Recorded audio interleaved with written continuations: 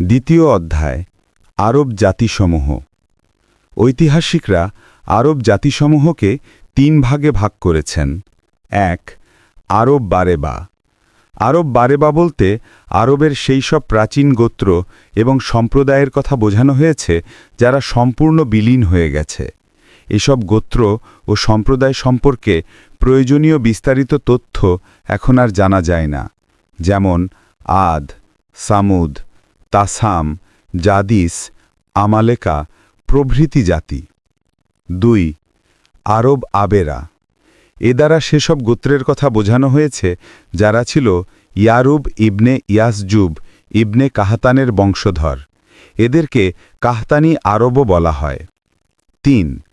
আরবে মুস্তারেবা। এরা সেসব গোত্র যারা হজরত ইসমাইল আলাইহিসসালামের বংশধর।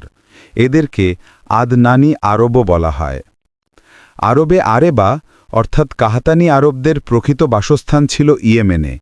এখানেই এদের পরিবার ও গোত্রের বিভিন্ন শাখা প্রসার লাভ করে।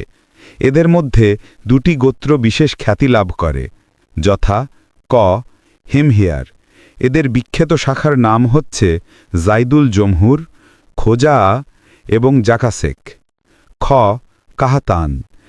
এদের বিখ্যাত শাখার নাম হচ্ছে হামদান, আনমার, তাই, মাঝহিজ, কেন্দা, লখম, জুজাম, আজাদ, ঔস, খাজরাজ এবং জাফনার বংশধর।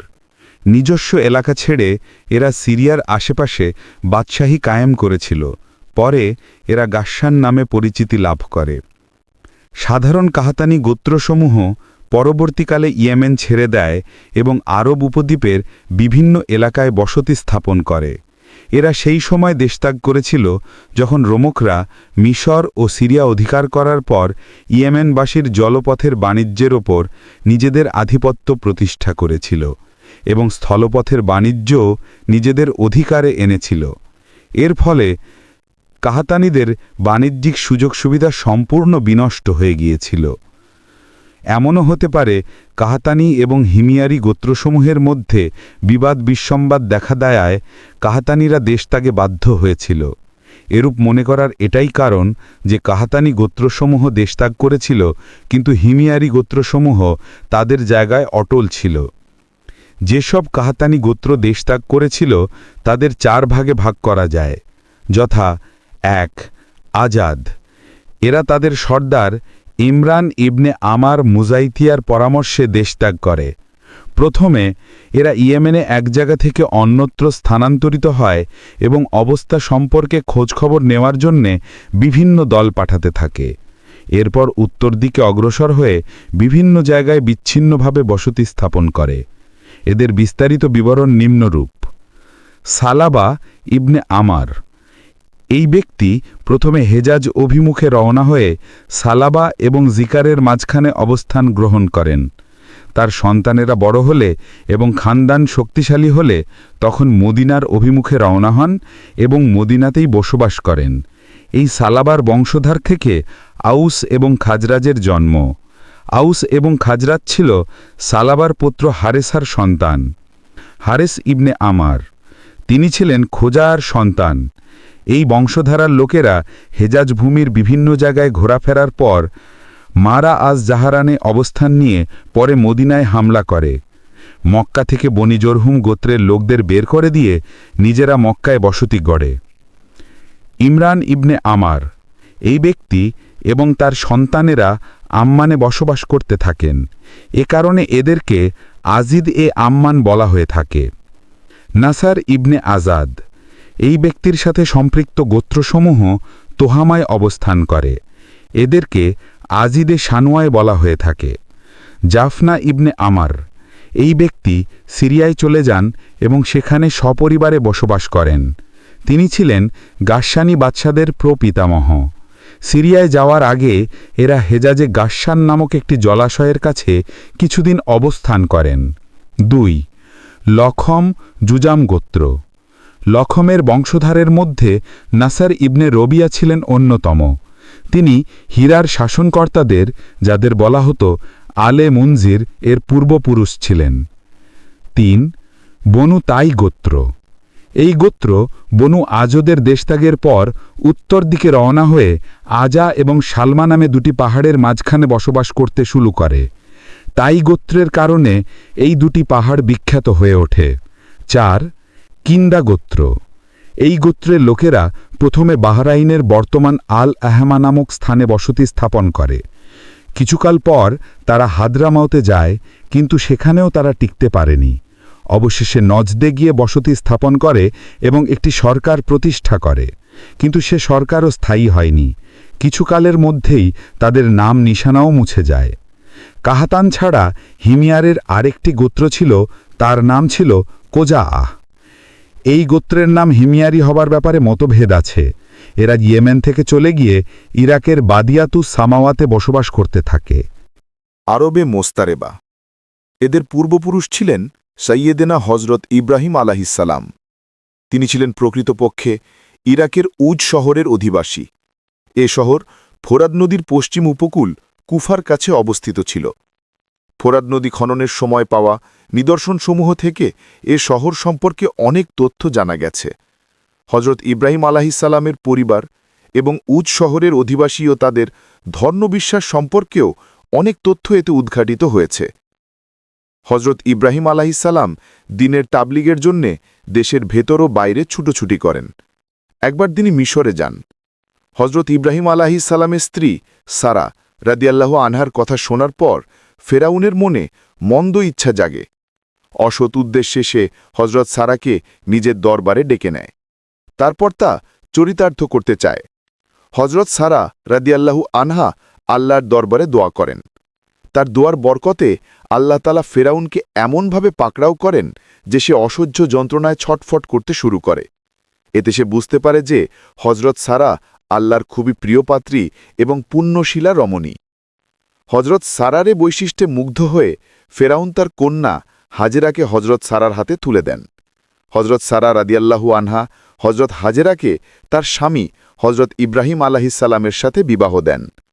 হজরত ইব্রাহিম আলাহিসাল্লাম হজরত সারা রাদিয়াল্লাহু আনহা এবং হজরত হাজেরা রাদিয়াল্লাহু আনহাকে সঙ্গে নিয়ে ফিলিস্তিন ফিরে যান। এরপর আল্লাহ রব্বুল আলামিন হজরত ইব্রাহিম আলাহিসাল্লামকে হজরত হাজেরা রাদিয়াল্লাহু আনহার গর্ভ থেকে একটি সন্তান দান করেন। উল্লেখ্য, হজরত সারা রাদিয়াল্লাহু আনহা ছিলেন নিঃসন্তান। ভূমিষ্ঠ সন্তানের নাম রাখা হয় ইসমাইল আলাহিসাল্লাম।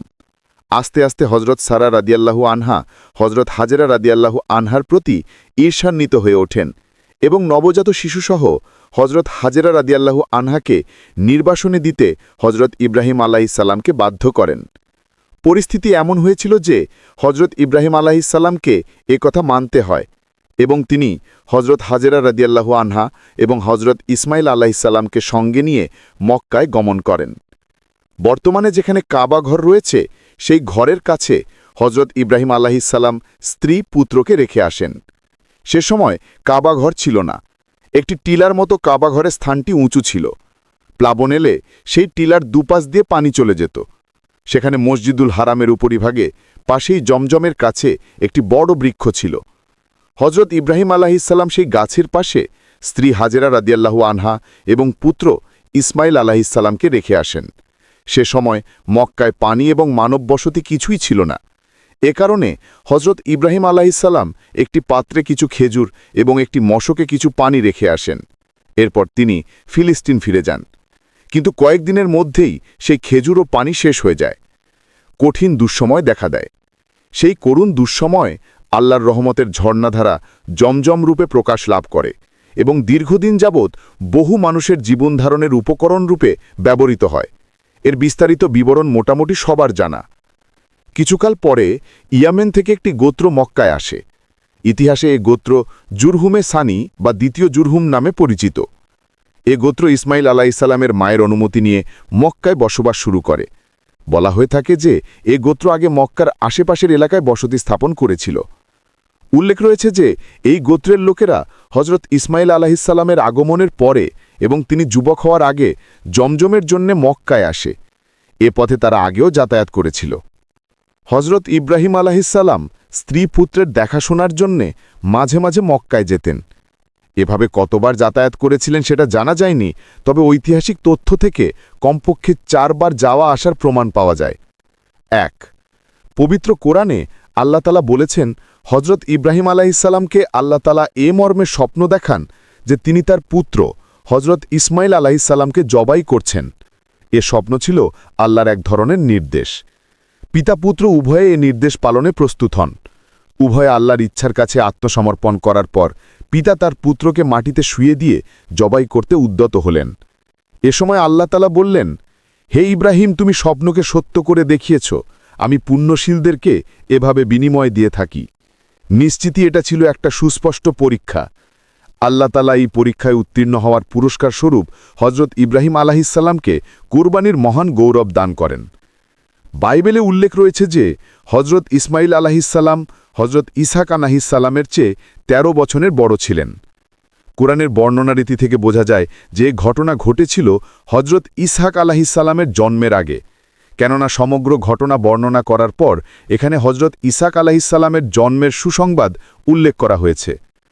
এ ঘটনা থেকে প্রমাণিত হয় যে হজরত ইসমাইল আলাইহিসসালামের যুবক হবার আগে হজরত ইব্রাহিম আলাইহিসসালাম কমপক্ষে একবার মক্কায় সফর করেছিলেন। বাকি 3 বারের সফরের বিবরণ বুখারী শরীফের একটি দীর্ঘ বর্ণনায় উল্লেখ রয়েছে। 2 হজরত ইসমাইল আলাইহিসসালাম যুবক হলেন। জুরহাম গোত্রের লোকেদের কাছে আরবি ভাষা শিক্ষা করেন। গোত্রের লোকেরা হজরত ইসমাইল আলাইহিসসালামের সাথে তাদের একটি কন্যাকে বিবাহ দেন। এ সময় হজরত হাজেরা রাদিয়াল্লাহু আনহা ইন্তেকাল করেন। এদিকে হজরত ইব্রাহিম আলাইহিসসালাম তার স্ত্রী পুত্রকে দেখতে মক্কায় আসেন, কিন্তু হজরত ইসমাইল আলাইহিসসালামের সাথে দেখা হয়নি।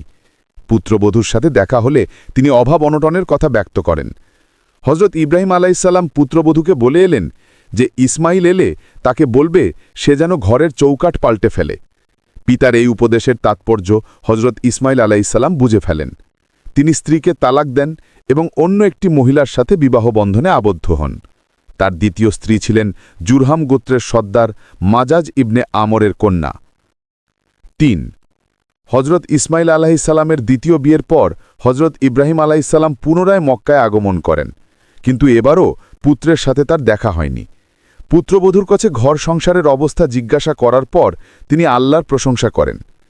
পুত্রবধূর মুখে আল্লাহর প্রশংসা শোনার পর হজরত ইব্রাহিম আলাইহিসসালাম এবারে পুত্রবধূকে বলেন যে ইসমাইল এলে তাকে বলবে সে যেন ঘরের চৌকাঠ ঠিক রাখে। এরপর হজরত ইব্রাহিম আলাইহিসসালাম ফিলিস্তিন ফিরে যান। 4 চতুর্থবার হজরত ইব্রাহিম আলাইহিসসালাম মক্কা এসে দেখতে পান তার পুত্র ইসমাইল আলাইহিসসালাম জমজমের কাছে বসে তীর তৈরি করছেন। পরস্পরকে দেখা মাত্র উভয় আবেগে একে অন্যকে জড়িয়ে ধরলেন। দীর্ঘকাল পর কোমল হৃদয় পিতা এবং অনুগত পুত্রের সাক্ষাৎ হয়েছিল।